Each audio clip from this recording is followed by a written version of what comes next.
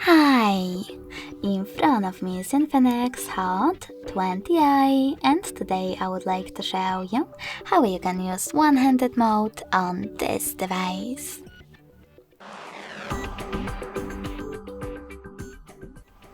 Begin by accessing Tab menu. Now look for one-handed mode shortcut, and when you find it, click on it. If you don't have it over here, you need to click on this pen icon at the top right corner, scroll all the way down and add it by tapping on this plus icon next to it. Then go back. Now click on your shortcut.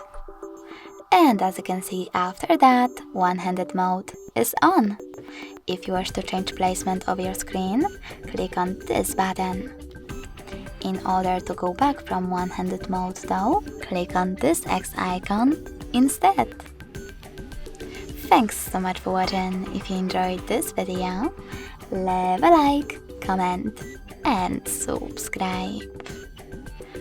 Bye!